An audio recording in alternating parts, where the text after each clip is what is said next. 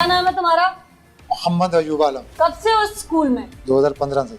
2015 से लेकर 2021 तक कितनी हवा की बेटियां रो चुकी? पहला वाकया तकरीबन 2-3 साल पहले का वाकया है। उस बच्चे की उम्र क्या थी? उसकी तकरीबन 8-10 साल थी। उस पर तुम्हें इंक्वायरी बैठी थी? नहीं, कुछ भी नहीं हुआ था। मैंने उसको लिख कर दे दिया था कि ये मेरे से गलती होगी, आइंदा नहीं होगा। तुमसे गलती हो गई, आइंदा नहीं होगा। आइंदा नहीं होगा। कहा क्या क्या था? उसको मैं लेके आ रहा था, इस बात पे मुझे एक्शन में लिया गया कि आपने बच्ची के सर पे हाथ क्यों रखा। सिर्फ सर पे हाथ नहीं रखा? सर पे हाथ। फिर सोच लो। सोच लिया मैंने, सर पे हाथ। तमाम हिस्सों को सर बोलते हो। उसको मैंने गलत हाथ लगाया है। गवाह भी तुम्हारे अपने जानने वाला, तुम्हारा भाई, तुम्हारा क्लास फेलो। नहीं, वो तो गेट से बाहर था ना, उसको तो नहीं पता कि अंदर क्या है। वो तो गेट से बाहर था। मैंने उसको सॉरी करके लिख कर दे दिया। माफीनामा लिख के दिया? माफीनामा लिख के दे दिया। माफीनामे में तुमने क्या लिखा? माफीनामे लिखा था कि जो मुझसे गलती हुई आइंदा नहीं होगी, आइंदा नहीं, लिहाजा मुझे माफ किया जाए। ठीक। तुम्हें तो उस माफी के बाद अकल आ जानी चाहिए। आ जानी चाहिए। फिर क्यों ना आई? आ गई थी। फिर दूसरा वाक्या कब हुआ? फिर अकल पे पर्दा वापस कितनी देर के बाद पड़ा? दूसरा वाकया तकरीबन उससे 1.5-2 साल बाद। वो क्या वाक्या था? वो घर से बच्ची आई थी। सच बोलना, मैं सारी इन्वेस्टिगेशन करके आई हूँ। घर से बच्ची आई थी, लेट आई थी सुबह। वो लेट आ रही थी और मैं बाहर वाले गेट पे खड़ा था। उसको मैंने कहा कि आप लेट क्यों हैं, टाइम पे आया करो। उसके सर पे हाथ मारा, एक हाथ उसके गर्दन पे हाथ मारा, दूसरा हाथ मैंने उसके इस बाजू पे रखा। उस बच्ची ने कहा जाके कि अंकल ने मुझे टच करने की कोशिश की है।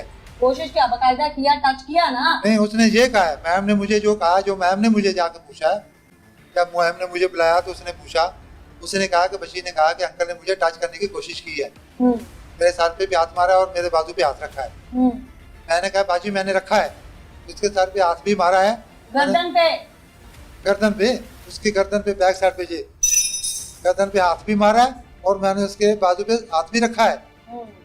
मैं मानता हूँ। उसमें तुम्हारा क्या काम था उसके बाजू पे या गर्दन पे हाथ रखने का? तुम स्कूल टीचर हो। मैं स्कूल पे गेट पे ड्यूटी पे था। गेट पे ड्यूटी का मतलब है कि बाहर से कोई गैर मुतल्लिका शख्स अंदर ना आए और अंदर से कोई बच्चा स्टडी टाइम में, स्कूल टाइम में बाहर ना निकले। इससे ज्यादा तुम्हारी कोई ड्यूटी नहीं है स्कूल एसओपी की। वो लेट आई है तो वहाँ जो ड्यूटी टीचर है, उस वक्त रोजाना सरकारी स्कूलों में 2 टीचर्स की ड्यूटी होती है। वो ड्यूटी टीचर जाने, वो पीटी टीचर जाने, वो स्पोर्ट्स की या वो निगरान उस वक्त प्रिंसिपल जाने। तो बाप थे, भाई थे, स्कूल की प्रिंसिपल थे, औरत हो, कहाँ से अख्तियार है तुम्हारे पास? किस क्लास की तालिबा थी वो 6ठी क्लास की थी। 6th क्लास की बच्ची जो कि दही इलाकों में, गांव में यकीनन 12 साल की बच्ची होती है, यानी वो शरई बालिग होती है। जो मैंने किया वो आपको पहले बता दिया। मैम ने मुझे ये कहा है कि बच्ची ने आपकी ये कंप्लेन की है कि अंकल ने मुझे टच करने की कोशिश की है। मैंने कहा बाजी वो बच्ची आई है तो ऐसे मैंने उसके साथ किया है, जो बात मैं आपको भी कबूल करता हूँ। मैं कबूल करता हूँ, ये बात मैंने उसके साथ की है।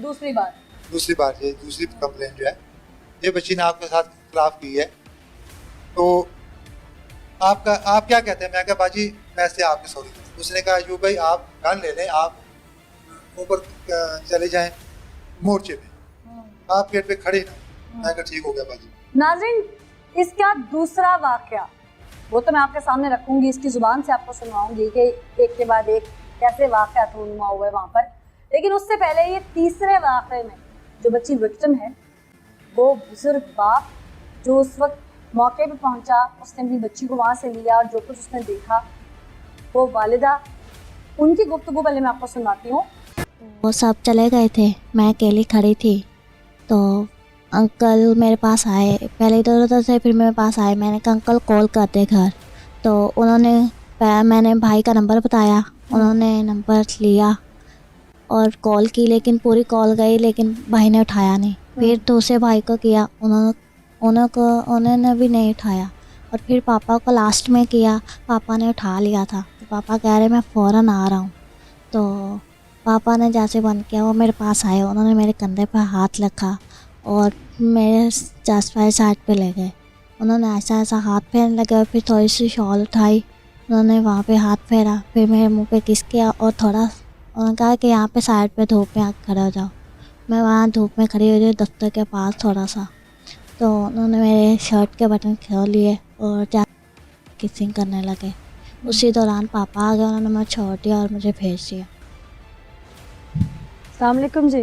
जी वालेकुम सलाम वरहमतुल्लाह। बाबा जी, आपकी बच्ची थी जिसके साथ इतना, अब मेरे पास लफ्ज़ नहीं है, मैं क्या कहूँ, जो जी कुछ हुआ, आप लेने गए थे? जी मैं लेने गया था। मैं थोड़ा लेट हो गया स्कूल से जाने में जी।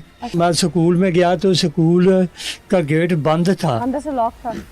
जी अंदर से लॉक था। मैंने जब देखा मेरे से बर्दाश्त नहीं हुआ। आपने क्या देखा? वो बच्ची रो रही थी, हाँ। बच्ची को घसीटा गया, बच्ची बड़े बुरे हाल में थी। जब मैंने देखा तो मैंने बच्ची ने पूछा, मैंने कहा बेटे क्या हुआ आपको? वो कहने लगी नहीं बस मुझे घर ले चलो पापा, मुझे घर ले चलो। मैंने कहा मैं आपको डॉक्टर पे चेक करवाता हूँ। हाँ वो मेरे आपको गिर गई है बच्ची के? मैंने समझा गिर गई, चोट लग गई, लेकिन बहुत जोर से रोए जा रही। तो मैं फिर उसको घर ले आया जी। जब घर लेकर आया मैंने इसकी अपनी बड़ी बहन से बात की, जिसके पास रहती है मेरी बड़ी बहन है, उन्होंने ली फूफो के पास रहती है। फिर मैंने अपनी एरिया से भी कहा इसको पूछे क्या हुआ। तो जब पूछा तो इसने फिर बताया कि मेरे साथ उसने ये हरकत की और मुझे घसीटा गया। मैं गेट के बाहर खड़ी थी, लेकिन मुझे बरगला के ये अंदर ले गया। बाद में इसने फिर दरवाज़ा लगा के अपने कमरे के अंदर ले गया। जो उसने हैवानियत कर जी उसने खबासियत करनी थी वो बच्ची के साथ, उससे बड़ी उसने को हिम्मत दे, सब्र दे। आपने बड़ी हिम्मत दिखाई है कि आप कानून का दरवाजा खटखटाया है, दबाया नहीं है इस मसले को। हिम्मत वाले बाप हैं आप। अल्लाह पाक की तरफ से अगर ये कोई इस तरह की हिम्मत दी जाती है तो अल्लाह पाक उसी को देता है जिसे वो पसंद करता है कि उसका बंदा जो है वो दुनिया के लिए, इंसानों के लिए खैर बने। तो आप ये आने वाले लोगों के लिए मिसाल हैं कि अगर किसी की बच्ची के साथ ऐसा वाक़या होता है तो कानून बना है, उसके पास हुदूद लॉ में, यानी कि शरीयत के मुताबिक भी उसकी सजाएं हैं। तो ऐसे दरिंदों को हम माशरे से उखाड़ फेंकें। आप मेडिकल से मुतमईन है जो अभी तक हुआ? जी मेडिकल पहले हमारा हो नहीं रहा था जी। अच्छा। मेडिकल के लिए हम 4 घंटे हॉस्पिटल में रहे जी।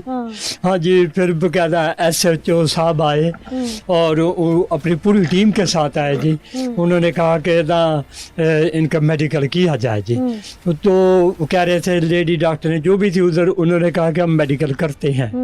तो लेकिन टीम जो आई थी वो दोबारा अपने काम के लिए फिर मसरूफ़ हो गई, थाने में चली गई। यानी उसको लटका रहे थे? जी हॉस्पिटल वाले हमें लटका रहे थे। मेरी बेटी का मसला था।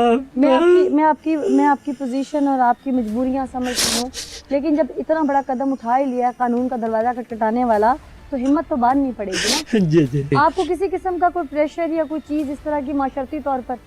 जी बस हमें हॉस्पिटल में थोड़ा परेशान किया गया था जी। भाई इनका मेडिकल रोक दिया जाए, ना किया जाए। फिर हमारे साथ रोक रहा था? बाहर से कोई कॉल उनको गई है किसी की, पाया जी। हाँ जी, मुझे अंडर प्रेशर किया। उसने कहा कि आप ना किसी से बात ना करना। ज़मीर वाला इंसान जो होता है ना, वो एक दफ़ा गलती करता है, उस पर माफ़ी मांगता है, पछताता है, दोबारा नहीं करता। और जो बार बार की जाती है वो गलती नहीं होती है, वो गुनाह होता है।